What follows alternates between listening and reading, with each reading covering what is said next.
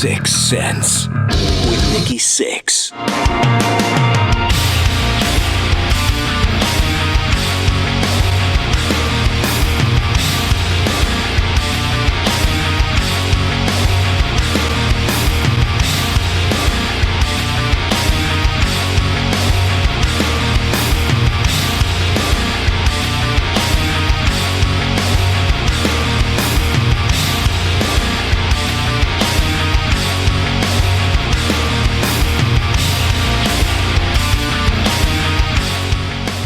Raised in Western Mass, a really artsy little, cool little town with Norman Rockwell and the Boston Symphony Orchestra and painters and I mean, I thought that was the way the whole world was, and it wasn't.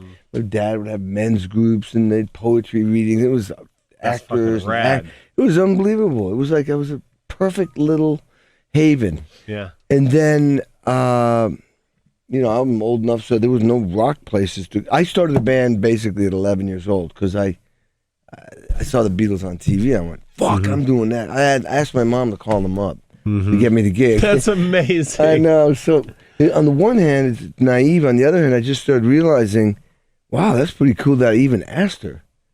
You know, to say, I can do this, call them up. And then, of course, that didn't happen. So I started my own band. I could only afford a snare drum and a cymbal, so I stood and played. And then I, you know, just played probably like you all through high school, always in the clubs at 13. And then in my family, everyone went to college. So I don't know, I guess I'll be a music major. There was no rock school, so I got heavy into classical music. And when I achieved my goal in classical music, got into this Jerusalem Symphony Orchestra, worked with Bernstein. I did the whole thing. I was the worst and raised up to the top by just practicing 8 hours a day. Yeah. And then I went, you know what? This ain't me. I went back to fucking living in a band house and started a band in Indiana. Yeah. For 4 years, and I was like trying to get a record deal and do the whole thing, and styles changed, and next thing you know, I guess I'd go to New York, and that's when I heard about this Johnny Cougar. Audition, got the gig. Yeah. And then first time I came out here, we were at the Chateau Marmont. I told everybody we're making a fucking record, man. I was like pumped. This is it. This is exactly what I was doing when I was 11. What the fuck? And in 2 days, I was off the record because I didn't know how to come up. I became the guy. I became great at the thing I was sucked at, which was playing simple and playing for the song, getting a song on the radio to be number one. Right. And I didn't know anything about that. I was just, Billy Cobham almost fucked up my whole life because I was trying to play like him and I would never been able to play like Right. Too good for the part. I was trying to do it. And so then, you know, and then my goal was I was like, I probably should save this for this thing, but I mean, John told me to go home. And You're rolling, right? Yeah.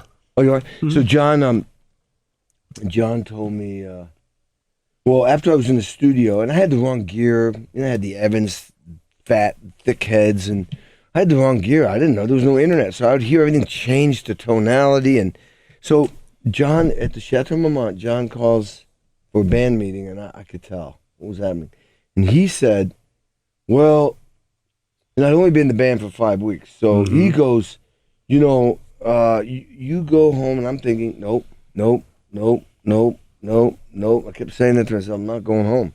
And I yelled at him, said, I'm not fucking going home. That was like telling like a Marine sergeant. Yeah. Everyone's like, holy shit. And I'm like, well, I'm not going home. And I'm scrambling like, well, check this out. This just came out of me. You got all the chops. It's just that you didn't have the right gear and you weren't in the in the pocket for what he was looking for. Right. I didn't. It was like Chinese is harder to speak than Spanish. But I didn't know how to speak Spanish. I didn't know how to do. So it took a while. But the point is, I said, I'm not going home. And I said, well, you know, am I still the drummer in your band? And he's looking like, what's he after here? And then he said, well, yeah. I said, well, then I'm going to go to the studio and I'm going to watch those guys play my fucking parts. And then I'm going to benefit and learn from that. And then you're going to benefit because I'm your drummer. And you don't have to pay me. That was probably the thing that sealed the deal. Yeah. You don't have to pay me, and I'll sleep on the floor.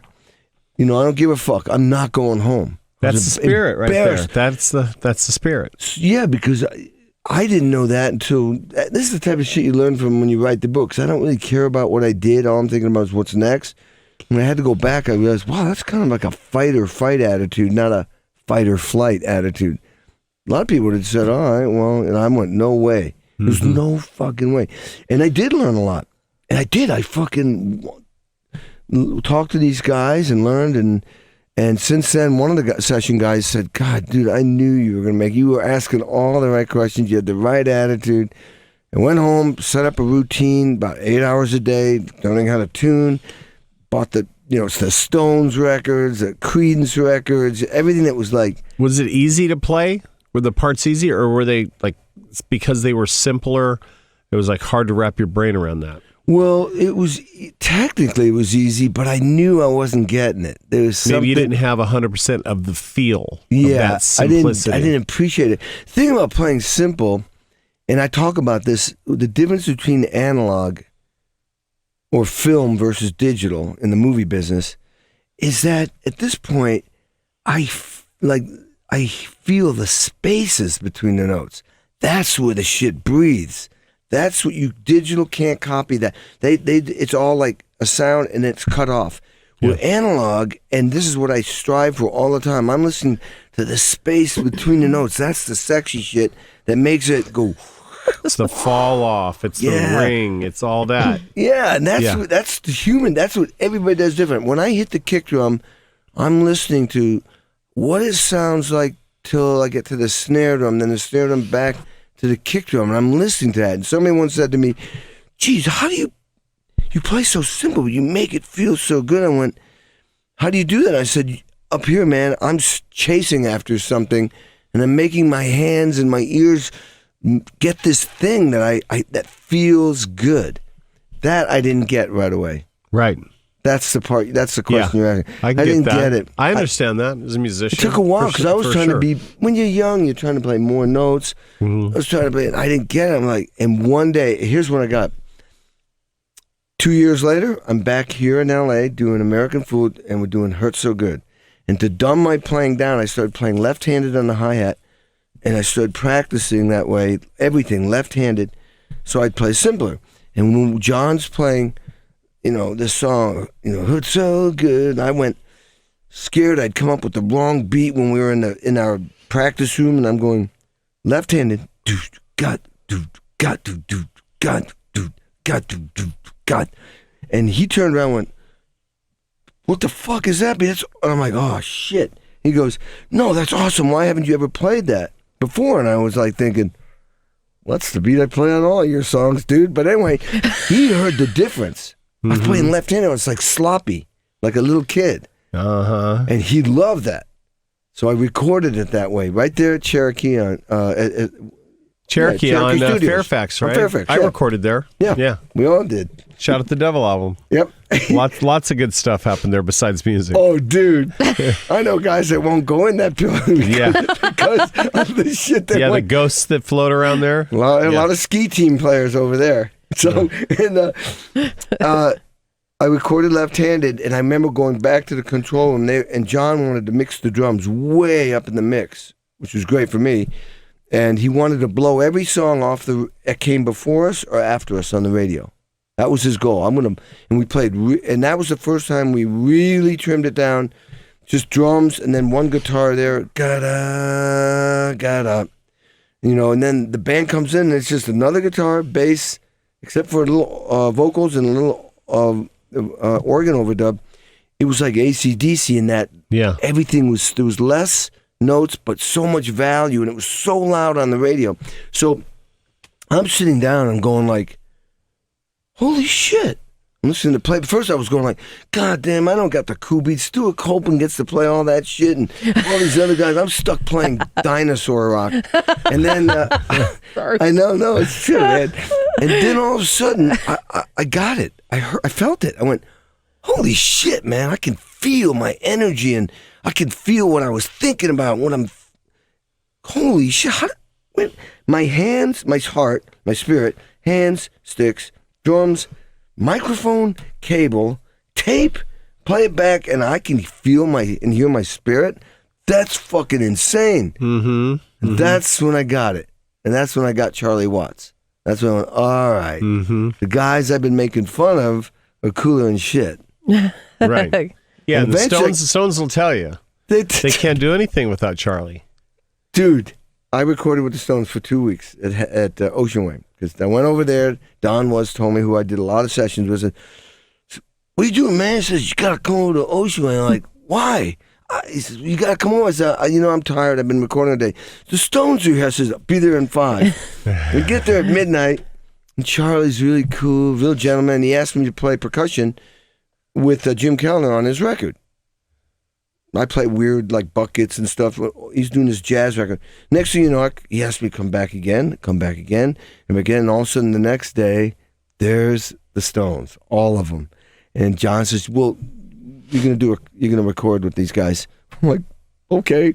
So I'm playing a kabasa, like a gourd with beads on it with a brush to get this the beginning. And here's what Mick said.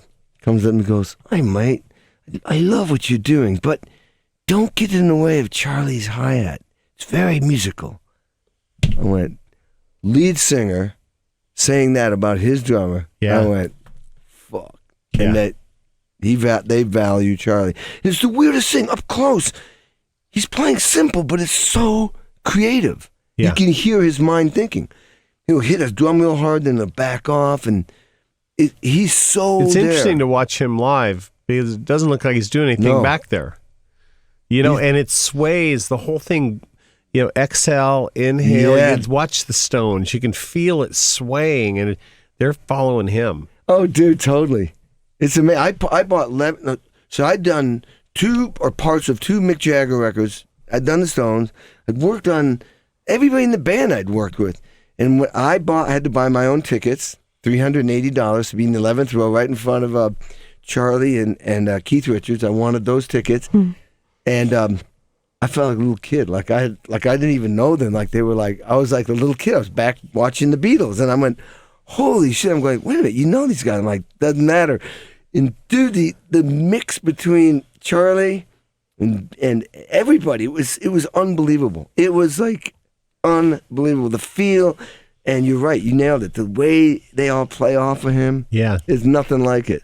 And I just heard about, I'm not going to mention your name, some famous group that we both know, and the drummer was putting down, he said, I never got the Stone, I don't get it. And Charlie's overrated. I went, dude, I know you're in a famous band, but man, you just blew it. You don't get them. We all say that stuff.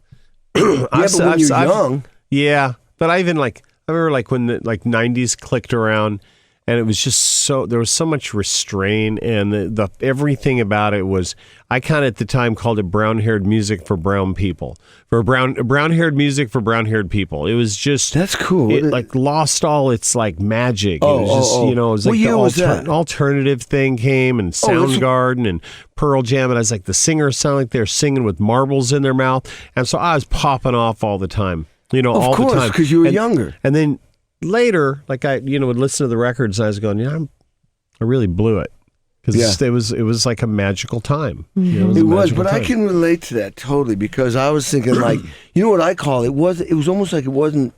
It was cool to not be able to play your instrument. That's how it felt to me. It was like which we can. Sorry, but the vibe, the vibe is what was amazing. Yeah, there was a vibe. And I tried not to like Nirvana, but they were good musicians, and the songs were like, oh my God, they're doing something different. I remember hearing about myself a lot, like once we came out and we were doing our thing, I never had any goal to be anything other than the bass player who's serving the song. Oh, I was a songwriter, but so as I'm writing songs, I thought the bass kind of is the root of it, and I was writing for all the other parts and for the song. And then I would see things where it's like, that guy can't play. And I'd be like, I can't play. So there's like a time, and I was like, I'm going to show people I can play. And I would go back and I listen to that stuff, and I was like, I was doing that for my ego, not for the song. Yeah. The song is king. Always king. I agree, man. You know what? So I asked myself this question because I was in a this men's group that gets together. It's all entrepreneurs. Some are millionaires, a couple of billionaires. They have guys like Larry King show up, and it's fascinating to listen to the lectures because I want to like see what's going on, and they're very relevant about what's going on around the world with business and inventions and all kinds of weird shit. And somebody asked me a question, and the question is, what is the purpose of da da da da da?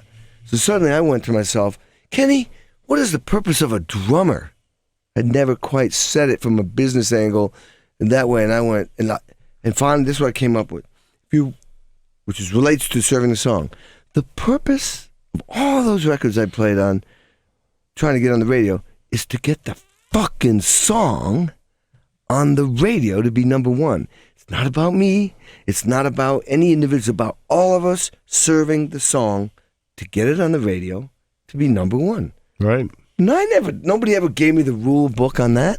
Nobody ever said when I was on the thousands of records I've recorded, nobody said, you have to serve. I mean, we talked about kinda, but that really, in big letters, serve the song. So whatever cymbal, whatever drum head, whatever you say comes out of your mouth. Yeah. Is it about you or is it about the song? Yeah. It should be about the song.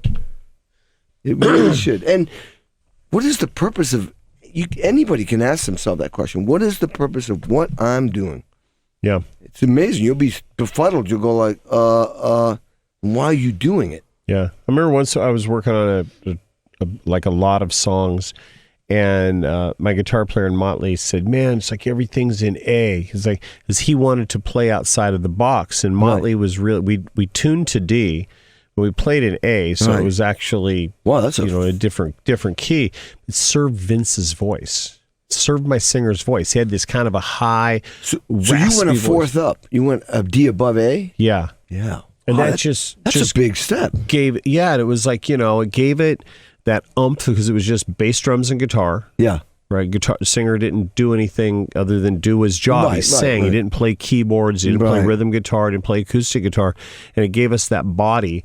And when we would jump into a solo or something, it still held it together. My drummer played a lot of parts. I backed into that. It was really great. But it was always like, why do I want to play in a key that makes us feel better rather than playing in a key that makes him sound better? Oh, dude, you see, you were looking at it from a businessman's point of view, which is the right thing for the company. Yeah. Really? Yeah, you could look at it like that. Yeah. And what's the right thing for the ear? Yeah. Not what's right for me, what's right for this. Yeah. You know? I would always do that as a writer. I'd go, who am I writing for? Me or them? Did you actually ask yourself that question? I always ask myself. That was the smartest question you could have asked. Yeah. What not just write, but what am I writing for? Yeah, what am I writing for? Who am I writing don't even ask themselves that. They just... How does it serve me? They just write. Yeah. It's their ego. It's their thing. It's my thing. It's not like... But you see, that's why partly why Motley did so well for so long, because somebody was thinking, okay, it wasn't an accident. Accident once, accident twice, but when it's long and long and long, somebody's steering the ship. Yeah. Well, the line, stay in your lane. And there's some truth to that. Now, sometimes that you can say, well, it's like I want to grow and stuff. I understand that, but you get into a room, I do something and you do something. If we agree on what that something is, we got a winning formula. Whether it wins at radio or anywhere else, it's a winning formula because you have like-mindedness. Yeah. And that's the problem with rock bands because they get egos. Yeah. Anytime I see ego in the room, I go, this thing ain't going to work. Yeah, somewhere. Managers, agents, musicians, techs. Oh, my God. Yeah. Assistants. Yeah. You're right. We're just trying to write a song here. Yeah. You know what I love? I won't mention names. I was on a tour once, flying around in a private jet, the whole thing. And they were younger than me, and they were in trouble. I recognized it. You would have recognized it. I'm like, if anybody wants to ask me, I can tell you what's about to happen. But no one's going to ask me. Yeah. So I'm the guy who's just filling in for a year. And so I'm like, this is blowing up all what you were saying. I mean, I saw it. Yeah. And it blew up. Yeah. It's like, it's all these bands that go, this ain't going to happen to us. That happened to them. Oh, but it happened to them and it happened to them. Right. It's a formula. I had this lawyer when we first started, and he sat down with me and he said, I've seen people do a little bit of cocaine and wreck their career a little bit. I've seen people do a lot of cocaine and wreck their career a lot. So remember that. Yeah. So I said, well, what's more than a lot? Nobody's been there yet. I would like to start there. Yet. And then I went, oh, I should have listened to that guy. No one wants to listen to us guys. Of course, dude.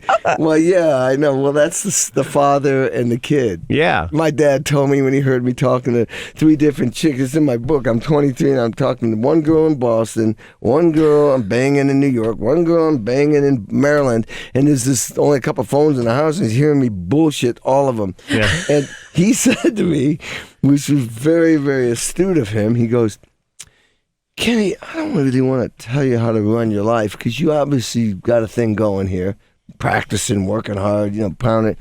But maybe you should spend a little time getting to know yourself first before you have all these different I hate relationships. that one when people say that. Well, I told that to Jen. She got pissed. No, I'm in the middle of it right now. I'm finding myself. Yeah, she's okay, fine. Yeah. I ain't gonna ask what side, but No.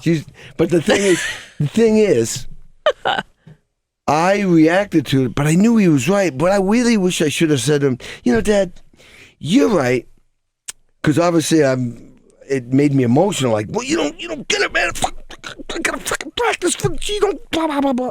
And I'm going like, I should have said, Dad, you're right. I'm gonna fuck up a few things for 35 years. Then I'll get back to this when I'm mature and ready. 2 divorces later, 80 affairs, blah, blah, blah, And he was right, man. It was like, fuck. He told me, I knew. But how much fun did you have? Oh, it's great, man. dude, the shit that I didn't put in the book is the shit you didn't put in your book. Yeah, man. And that's the... You guys left stuff out of your books? I left stuff out of that book. Oh, my God. How I want to dare ask you, and you? I'll tell you why I did. In fact, I put something in my book, and when I went to rehab, because I'd been sober for about 3 years, Yeah. I fell off just fast. I said, I'm going into rehab. I was just drinking and stuff. Yeah. And there was a part in the book about, something that happened. And I got called to the table in one of those rehab circles. Oh, yeah. By the females. And I was like, but it was fun. And they're going, it's like, you don't treat women like pigs. I go, no, but it was the 80s. It was okay with them, right? And they're looking at me like Nope. you're looking at me. Nope. And I'm like, free pass? Nope. I had to write some step on it. I'm Dude, sorry. I remember I'm sorry that I slept with 2 girls at the same time and a farm animal and did cocaine off the farm animal's ass. I'm sorry. I'm sorry. I was young. Right. You didn't know. Dude, I remember telling some therapist once about some... I love how we're talking about rehab and therapists. I'm going, well, I admit it. I had a little help. And so I'm going through this whole thing going, and I look up and she's just shaking her head. It was that same thing. No, that's not acceptable. I says, yeah, but you don't understand. She says, that's not good behavior. I'm like, yeah, but I've been doing that my whole life. What's wrong? My mom thinks it's funny. Yeah. They're like, it's not, though. Yeah. She's wrong for ever laughing at you for doing that. Or your you friends. gotta bring the mom in. So you know what I'm saying? It's like we thought, and the problem is, I won't mention which band, but pick one. We were all doing the same shit. Yeah. So it's kind of like, oh, this is okay, right? Mm-hmm. I got your back, you got my back. Well, there's that thing that happens. It's like Animal House. It really is like Animal House. Like you're out, you're in it, everyone's doing the same thing. Yeah. People are like-minded that are coming into the Animal House, into the tour bus, into the backstage, and everyone's having a good time. And then when the smoke clears, you're like, we did what? Yeah. And I'm sure there's... Well, at least said that. Yeah. At least you said that. There's some good upbringing in you there, because that was like, what if you didn't even say that? What if you went, so what? What's next? What's next? Yeah. Yeah, what's next? And some people are in that in between. They don't want to stop the party because they really, that part they do know, and they don't want to. They don't. Well, behavior is the part after you get rid of the addiction. After you look at some of that stuff, right?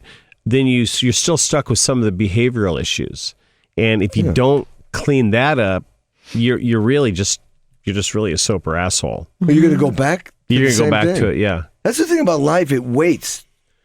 Life will wait for you till you get it right. And if you don't get it right this lifetime, I assume you got to go and do it next lifetime. Got to come back. I've been trying to get right. I've been off the road for 2.5 months. I'm going to take like a couple of years off. So I've been like hanging frames in my house. I've taken the garbage out now. That's like new for me. A lot of new stuff going on. I made the bed today.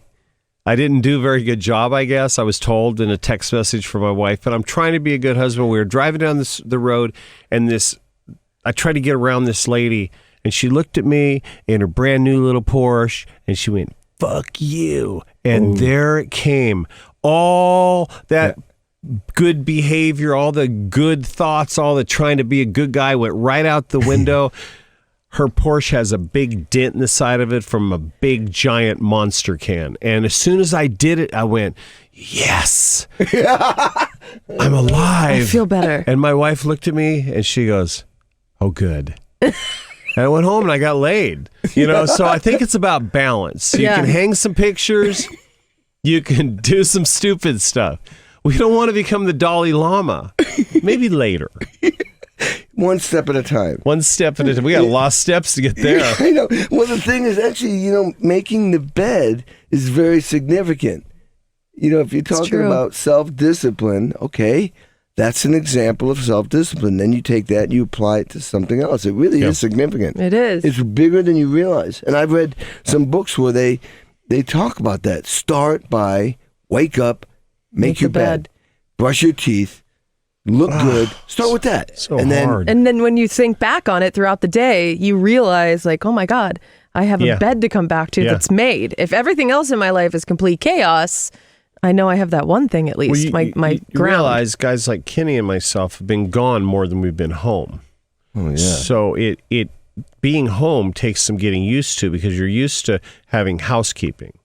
You're used to having room service. Yeah. Like put the food outside the door, sir, when you want us to come pick it up. So when your dishes get high enough in your kitchen, and housekeeping hasn't come to do anything, you're like, oh, I'm home and I'm not an animal right now. I gotta shower and do weird things. It's easier to be on the road because everything's taken care of. It's way easier. What do we call it? Fall in a backpack. You just fall in some guy with a backpack. He hands you your tickets. You get on a plane. Yep. And, I like to undo some of that stuff. Well, if you really want to embrace life, I think you got to do that. And it's hard, but the value is great.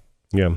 When you know what the value is, tell me. Call me up and tell me. No, joking. I don't know. You know what I started doing? I was never a big fan of the blues growing up because I grew up on 70s glam and punk rock. That was my roots. Right. Those are the guys that influenced me as a songwriter. So since I've been home, I was like, I'm going to strip away. I'm not going to record for a while. And I'm going to start playing guitar, not bass. I'm going to go back to playing guitar, and I'm starting with the blues. And then I'm going to go. So I walk around every day with a strap on, and I play guitar in the house. I'm making eggs. I'm playing blues riffs. I'm taking lessons online. Dude. Then I'm going to go to punk. Then I'm going to go to 70s glam stomp, Elton John, pop, Bowie. Great, man. And kind of like rebuilding when you first start, you're learning to walk, and then you learning to run, and then you're learning to all this other stuff. But I'm going, well, why don't I go back and see what did I forget to pick up along the way? Yeah. And it's kind of fun. It's incredible, man. Great attitude, man. Remember we had this conversation because the shit that's going to come out of that is going to be heavy. Yeah. It really is, man. Especially when you're starting with the blues because it's so deep and has influenced so many people, music and lifestyles and stuff. And it's a cultural thing. All of them, all the styles are, but that's a great thing to do, man. You'll never write the same. And one of my favorite Aerosmith albums is their first record. Blues oriented, all based on the blues. And I was playing this thing and I go, oh, this is that song, or oh, this is that song. And Zeppelin, the same thing. Same thing with Zeppelin. Over the blues. Yeah. I have a question about that. I know you're into the jazz and all those things. And every single night I listen to Delta blues. It's been I don't know why. I just find it heavy, man. I'm so into. I know. I'm so into it. So I just wanted to get a couple names from you. Who am I missing? Who should I really start to listen to if I want to go down that avenue. In the Delta blues? Yeah, or just kind of like, a little outside of that, because that's kind of what I'm. Robert Johnson, right? Yeah, but that's what I'm into. Yeah, I mean, he had huge hands like this, but his guitar looked like a ukulele, but he is one of the heaviest because he did it at a level that was so. He was so advanced in his ideas. So all these guys, like Jimmy Page, all these guys are definitely looking at Robert Johnson. Yeah. You go to Chicago, have you into that whole thing? All those guys that came out of there. Have you listened to their stuff? Muddy Waters. Yeah. Yeah. It's ridiculous the way they sing. I'm going to need you to learn all those and come in the studio. Oh, come in periodically. And okay. Dude, play me a couple of those. So another place to go is New Orleans. Yeah, that's what. Old New Orleans. There's a whole different kind of swampy thing going down there. They're like from Europe down there. Mm-hmm. It's like the French, the Spanish came in there. They've got a thing that's different. Mm-hmm. What about Memphis? Memphis, totally. Yeah. Memphis was, oh my God, yeah. Definitely Memphis. Yeah. Definitely. I once made a record called Rhythm and Country Blues. Nashville artists with Memphis artists. They're only 2.5 hours apart. Completely different vibes. So you got Sam Moore from Sam and Dave with, who did I do? Conway Twitty. Twitty. And you're in on that session. I'm playing with both of them. And it might have been a rainy night in Georgia. Rainy night, Georgia. Real simple. Oh. I'm like, and Conway. It's like, I'm like, wow, I've never heard a voice like that through my headphones. It's so authentic and so real. And then Sam came in with that bluesy, and then they started improvising, and I'm just like, just keep the time. You're just there. Just shut your eyes. That was his last. Conway died a month later. It was his last recording. But what I did notice is that the authenticity of the people coming out of that Bible Belt, religious Nashville area was so different from Memphis, which was 2.5 hours away. What do you think it was? What do you think it is? I think, Memphis, it wasn't that Memphis was 2.5 hours away, but what was below Memphis was New Orleans and the South and some of that shit. It was like, if for a lack of a better thing, it was a little bit more black-oriented influence, and the Nashville was a little bit more Bible Belt, white, Christian. Mountains. This is oversimplifying, people. This is oversimplifying. It's where Memphis went south and what that touched the whole Mississippi Delta, all that, and what Nashville touched went the other direction. So I think that was the biggest thing. But I guess there had to be a line somewhere. Is there anybody that stands out to you right now in the rock world? Drummer? Oh, people ask me that. I'll have to say this. The problem I have is that I recorded 7 songs yesterday, 7 the day before, have 5 to do today. All I do is sit there and write. I'm the most anal chart writer you've ever seen. So I can go in, when I write a chart, it's so detailed that I'm getting takes right away. And it took me 25 years to be able to do that. It took me even longer, not longer, it took me maybe 35 years to be able to read and make it sound like I'm not reading. So it's just like, that was, because when somebody turned around and said, man, I can tell when you're reading, I went, that's not good. Right. That was in 1996. It was Melissa Etheridge. She said, I can tell you, because I was trying to learn a 3-hour show and 9 hours of rehearsal.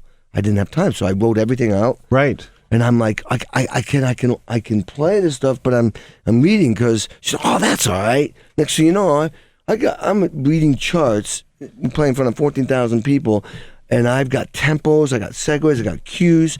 I mean, I can write out I could sit there and scribble it right That's now. crazy. Yeah, I've seen that before. I was like, what? But I did that because I had that classical training. People made fun of me. I was doing a Meatloaf record, 3 pages, it looked like Chinese. And Ron Neverson, who did Zeppelin and the Stones and the Who, goes, what are you doing, man, writing a letter to your mom? And I went, Ron, when I'm done writing the letter to my mom, I'm going to give you one complete take of an 8-minute song. And that's what I did. And then he said, well, could you change that? I went, sure. Let's do the whole thing again. Let's do the whole thing again. And every change is done. cool, man. All right, do this. I did that on an Alice Cooper record once. And Bob Marlette he had all these. The programming was so involved, and these young drummers were great. They couldn't remember it all, and I don't blame them, man. I couldn't remember it, so I told everyone leave the room. I'd spend 45 minutes, write everything out. I realized everything was locked in: the bass, the guitars, the vocals, to this drum programming. And I went out there, practice, and I went, okay, let's go. And Bob, the advantage of that is that when I'm done, then Bob Marlette goes, that's awesome. Okay, hit that crash cymbal there. Okay, in that fill, do this and do that, and then do this. He had a laundry or a grocery list of ideas, and I just went, okay, let's go. Do it again. It's great. All right, go back to the other thing. I think I like that better. Okay, good. All right, that's it. All right, let's do 3 or 4 takes of that. Bam, bam, bam, bam, bam. And I'm trying to play it like, I'm always trying to play in the studio like I'm in front of 1 million people. Even when I rehearse, I play like that. Someone said it, man, dude, you fucking are like full on. I says, that's the way I'm wired, man. If you're practicing like you're performing, you get on stage, you're just in the same place. Yeah, you're in the groove. I'm just I'm addicted to it. I'm definitely an addict, and I'm addicted to work, and I pick music. Let me ask you about physical stuff. I was talking to my friend the other day, and I go, I don't understand why I don't hear more about drummers like having wrist problems, shoulder problems, stuff like that. So talk about that. What's that like? Oh, yeah. I've had ribs out. I once had 3 ribs out. I didn't know what was going on. I thought muscle spasms. I'm like, for 3 weeks, I'm flying around. Doctors are coming. Finally, I was in Dallas, and I went to a chiropractor who does the Dallas Cowboys, and she said, you got 3 ribs out. She went, put it back in. I was like, I feel great. I was lifting weights a lot back then. So I was lifting and I was playing. I played real physical. Is it about technique? Like, so you don't, like, you don't blow your wrists out? Okay, what elbows? I do, when I first started playing, you're taught to hold a stick between these 2 fingers. When you pinch between the thumb and the first forefinger, I guess it's the forefinger. When you pinch those 2 together, you can feel your forearm I can feel it. Swell. So that's where carpal tunnel comes from. So now I had to learn how to play like that because when I was playing marimba, you had to hold the mallet. I mean, and you had to lift. You had to lift because otherwise the yarn mallet would hit the wood. So I was like, he kept saying lift to get the tone out. And then when I played timpani, the French grip was you use fingers. Once again, you're holding between the thumb and the forefinger, because you're trying to get the stick to basically come off the drums. So you get not. So I learned that, and playing snare drum, same thing. Once again, you're pinching between the thumb, forefinger. Now the way I play, I let those go, and I play on my back fingers. So you've used everything. Yeah. Yeah. So what happened was, to play powerful, I went from using my wrist and fingers to my forearm, to my upper arm, to my shoulder, and then I figured out it's my back. Let the back do all the work. Then I figured you're playing from your core. Then I went, wow, think about a golfer. He swings his whole body, and the last thing that hits the ball is the head of that club. His body is the one that's hitting the ball. Same with the tennis player. They spend half their time pulling back, half their time coming through. And when you see them, their body is already through, and then the racket hits the ball. So I started thinking about all this. I went, that's why you always see me moving when I'm playing. Because I'm playing like right from my core, and I'm using my back. Lowered my cymbals too, because I was worried about rotator cuff. I used to have them way up there. Chinas, and I was slamming. I was young. And then I went, shoulder, back. Ooh. I lowered the cymbals before I had rotator cuff problems. So right where your back hits the cymbal, not your shoulder. Not your shoulder. Yeah. And then I'm playing really loud and really powerful, but I'm trying to be relaxed, and I'll let my forefinger and thumb open up, because every hit I hit on the snare drum, I crack the die-cast steel hoop. That's my sound. Bam. Which is not good for your hands. Do I ache? Hell yes, I ache. I do ache. And, after recording yesterday, I ache. And first time it started happening, but it's only natural. You would It's just repetition. It's a repetition of anything will eventually, you'll feel it. And you have to counterbalance that in some way. Yeah, Get better technique, workout, train for stretching, that, diet, everything. Yeah, core's important, back's important for you. Yeah. Yeah.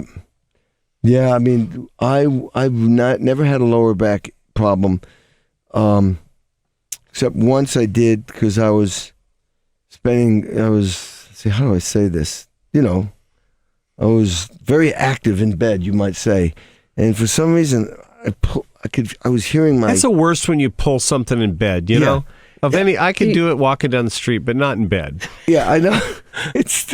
You ever bend your thing? You have bent your thing. No, I haven't bent my thing, but I've had a thing bent. You have? Yeah. That's deadly.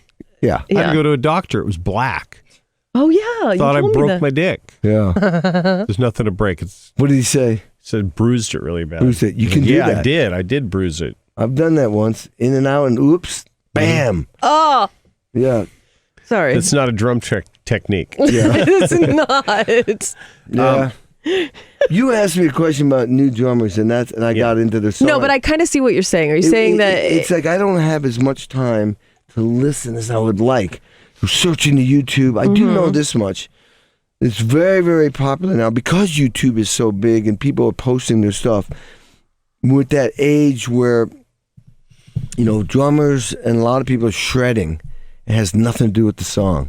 I feel that because everybody has the ability to record music in their homes and the budgets are gone. The budgets are gone, so when we were doing, in our prime, there was money. You could put the band in the studio for a year if you wanted to. Yeah. Throw away the songs, start again.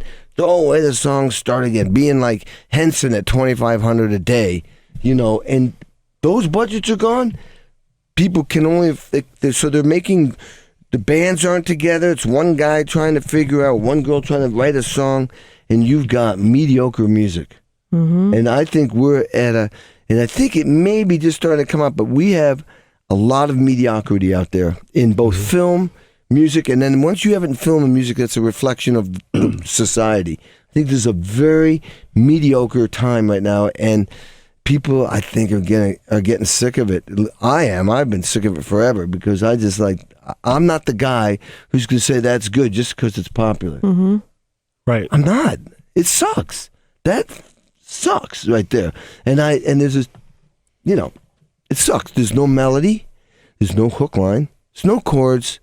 There's no human feel. Well, that's the thing I want to talk to you about, the human feel. When you're listening to something that's been edited digitally, can you hear it? Oh, yeah. You can hear it when it's on the radio. Yeah. You can hear all those spaces. You can hear where that snare was moved up, moved back a little bit. I figured you could. Here's a big thing about samples. So I'll record in my studio. It's all, I don't have tape, but it's all trying to emulate analog sounds. I came up through the period where you had to play complete takes. Right. There ain't no editing. Right. You better have your sound, your feel, your parts, your fills, your everything, complete takes. Maybe they grabbed the bridge from take 3 because It's exactly how it was. You had to be able to play. Yeah, you had had to be able to play your instrument. The band recorded all at the same time. Yeah. And then sometimes, like if I didn't do a great part on the first verse and the drums were great, then I would have to maybe go in and just re-record the first verse. Yeah. Maybe that's all. That's an all it would overdub. get. And even if mistakes were left in. Yep. Because they made it I real. love that. They made it real. I love that. That's why I hear vocals are a little sharp, a little flat. Yeah. You hear guitar parts, he's bending it just a little too much, and you're just like, why does this feel real? Because it is. Well, that's the thing that is missing a lot in society now. That whole concept. Because people suddenly decide it was cool to make things not human. I always go it's really difficult for me to play stiff with no feel, no swing, no vibe. That's hard for me to do that. Yeah. So every so often they'll say, can you make it sound like that? I mean, you mean like that drum machine? I can. I'll try. And I do try for them. But, I just, when you start fixing everything like that, here's an example. So I'll record something, and someone said, "Man, we just mixed the song you did," and they put samples. What happens when you put a sample like loud on top of a snare drum? The decay, every hit, everything is the same every time. Go. Well, when you play it without a sample, and I mean, you can tuck a sample. Brendan O'Brien said he used the great producer, engineer, musician. He said he used a sample of something off a Mellencamp record, but he only tucks it in there to get that certain frequency. Yeah. But when you put a sample replacing most of the sound, you're missing all that shit that happens after you hit the drum. That it makes each one sound different, and that's what makes it sound human. That's all gone. Stiff, no feel, it's just gone. So, are you touring now, or are you doing mostly studio stuff? Both? A little of everything.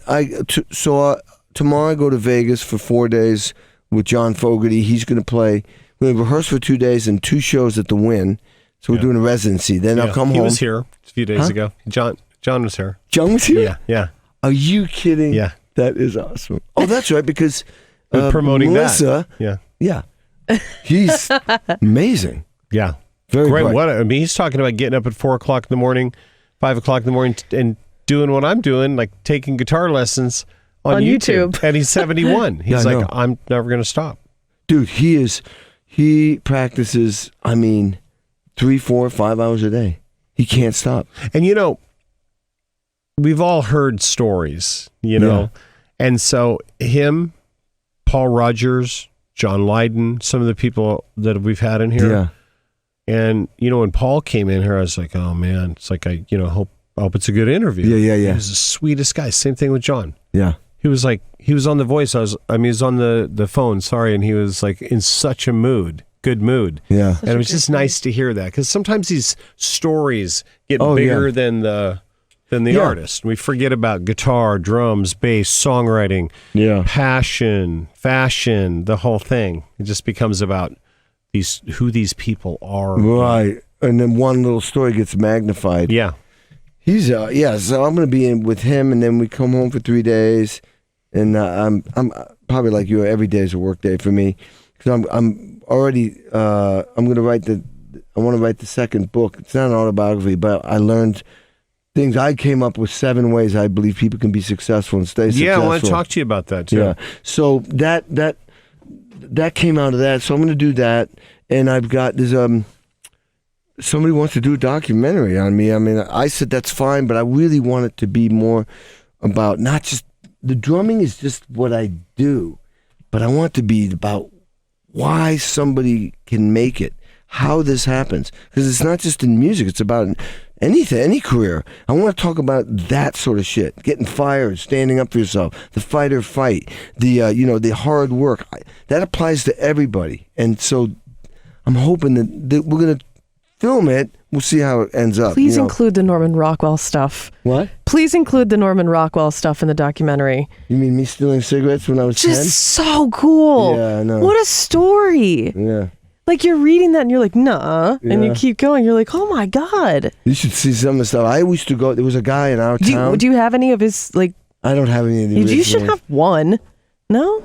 Like a painting? One painting? I could. Do you want me to go buy one, you're saying? You just need one because it's a part of your history. Some of my friends were in those paintings when he was a kid. That's incredible. Yeah, I know. That was my little time. He used to ride a bike with Molly Punderson before they got married. He got remarried at 70, and she used to ride her bike up to my house. We used to get our mail, and this got cut out of the book. Horse and buggy. Tom Carey. Old Tom Carey. Smelled. He wore one of those like trench coats. Like, he looked like a gunslinger, like Wyatt Earp. Smelled his charcoal all over his face, and he wouldn't smile. He'd deliver the mail, and then he had a carriage house that still exists. And then my Cub Scout the lady leader had a big pink Cadillac smoke. She was like Quella DeVille. Right. She ran him over. She was drunk. Did he make it? No, he didn't make it. It was kind of one of those. Yeah. Get out of the way. What happened? oh, Tom, what were you doing in front of my car? That kind of thing. And her name was Mrs. Rathman. But in my town, I used to go over to this guy's house. He used to run a very famous rehab place in Stockbridge. You wouldn't even know. It looked like this big, beautiful building, wood, New England-y with trees everywhere. And I used to go to his house. His name was Eric Erickson, Sigmund Freud's protege. I didn't know that when I was a kid. I didn't even know who Sigmund Freud was. But there I was, hanging out with this guy. He had this white hair, and he was really peaceful and nice. I went over there. I was probably looking for cigarettes to steal. Right. I love that your hindsight, though, especially in the book, is just so. This is just my regular. This is how I grew up. Yeah. This was normal to me, and you someone like me is about Faye Dunaway and yes. I'm up there, man. We're smoking. I'm rolling joints on Creedence Clearwater records. Who would have thought, right? Right. It was my turn to go from the cottage, and we were jamming, playing rock and roll. And I mean, Hendrix and Cream. So we had a Dayglow paint and the black lights, and it's my turn to go down to the house to get the beers. I go down there, and I'm stoned. I'm like, grab some beer, like some foreign shit. I'm grabbing it. Also, I hear, Kenny, what are you doing? I'm like, oh, shit. And Mrs. Gibson, who was a psychotherapist, and she was really bright and open and liberal, she says, come and say hi to everybody. I'm like, put the beer back, and I walk in there. It's Faye Dunaway, Anne Bancroft with Mel Gibson and Frank Langella. Because Arthur Penn, the director, and Bill Gibson, my buddy's dad, wrote The Miracle Worker, and he wrote plays, and he was and he moved out of New York to the Berkshires. His friend Arthur Penn was a director who did Bonnie and Clyde, Little Big Man. He had just done Bonnie and Clyde, or they were gonna do it, or something. Yeah, and there's Faye one of my Dunaway. favorite movies as a kid. Yeah. And I think, Bill Gibson wrote The Miracle Worker, which Anne Bancroft played in as the deaf, dumb, the teacher, the therapist. So all these people are there, and it's like, well, I'm stoned, so I'm like just trying to deal with that. But that was like just a normal, there's people all over the place in this little town in the summer. They had summer stock theater there. It was cool. I think what it did, it built a lot of confidence for me. Where it's like when I'm around famous people, it just seems like a normal, right? Not a big deal. And you ended up being around a lot of famous people, so you just have to just be like, there's Keith Richards. Yeah, that's cool. That's cool. I was with Norman Rockwell earlier. Yeah, that's 20 incredible. years. I have to say, meeting Ringo and Paul McCartney and Mick Jagger, there's a few guys. It's like, Bill Clinton. I met Bill Clinton. Coolest guy in the world. Such a great guy. So how about the way he looks you in the eyes? So genuine and nice. He's a great human being, and Did everybody's he shake like, your "Who?" hand? Who was your favorite Did he president? grab your forearm? I don't remember that much. My He God, did that to me. He took my hand. I wish grabbed I my did. forearm. It's in the book. You're gonna love it. So I was with Fogerty playing the Ford Theater, which is where Abraham Lincoln got shot. It was a That's right. variety show. They had this thing, this entertainment thing, and we perform, and at the end we get all the performers in a semicircle on stage. They're gonna run the credits. And I'd done it the year before at Bon Jovi, and I didn't say shit. This is the peak of the Monica Lewinsky thing.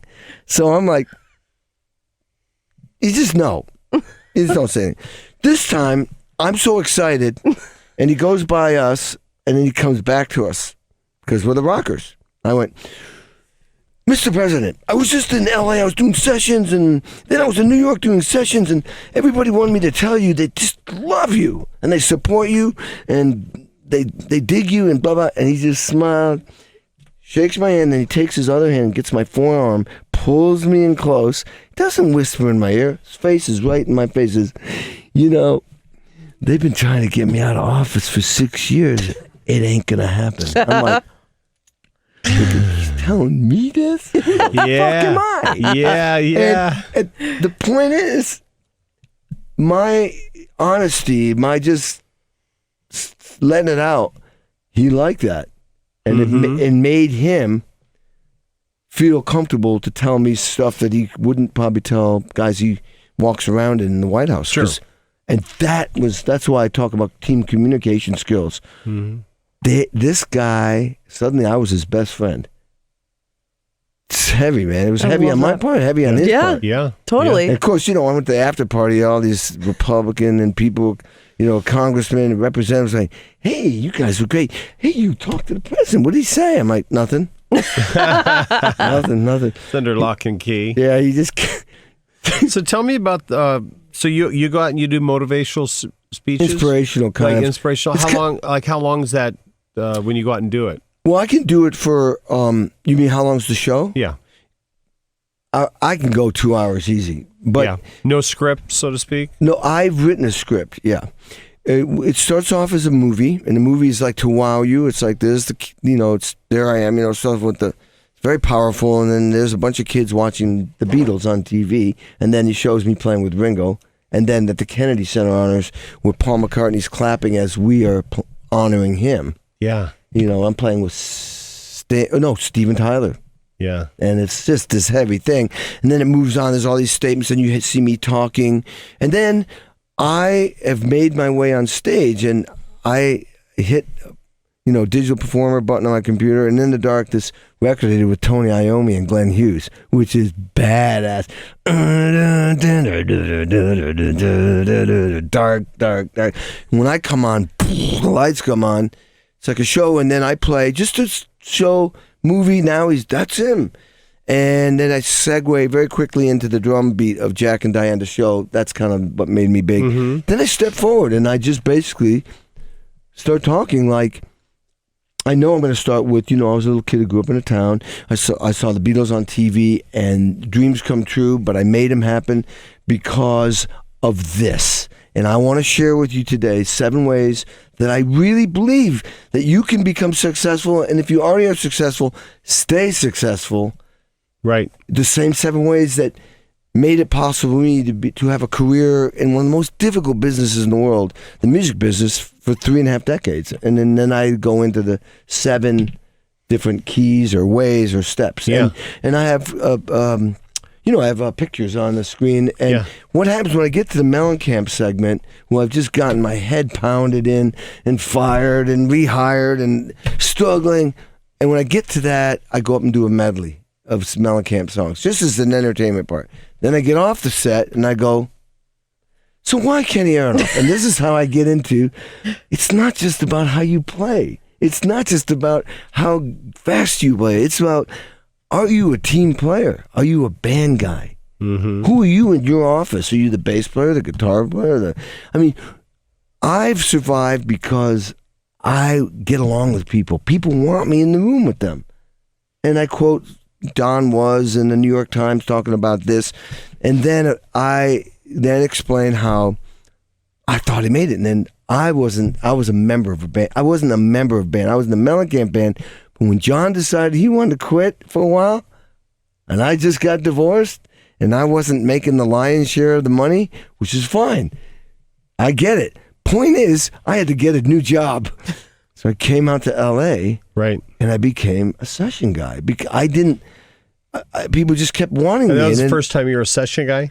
I'd done a couple. I did Belinda Carlisle, Heaven on Earth in 85. I liked recording with Mellencamp. I love that process. I love how you can make a song better and how you can do it again a different way. And I love that. And I love trying to... I have a statement. I will never be as great as I want to be, but I'm willing to spend the rest of my life trying to be as great as I can be. I'm a human. I'm not a robot. So that's being accepting you're a human. Does a running back in football get a touchdown every time? Hell no. No way. But he spends his whole career trying. Yeah. That's me. I'm a fucking running back. And, as soon as I drop the ball or I get fumbled, I'm like, forget about it, man. What are we going to do different? Actually, I think of myself now, without trying to be egotistical, as Bill Belichick from the Patriots and the Patriots. I'm telling this team, just because you fucked up, this game ain't over. Let's see what we can do now to make it better. That's where I'm at. Where when you're young, you're like, oh, fuck, what did I do? Oh, shit. And then you make another mistake. You, mess up part of the show or just even a fill, and you go back after the show and you trash the dressing room. Yeah. That was dumb behavior. Yeah. That was really dumb. I remember doing that, being so bummed. And then remember one day going, no one could hear that. Yeah. No one could hear that the bass went out. No one can I hear used to that. do that too. I mean, it's only like, whatever, dude. I know. And But people come back after and go, great show.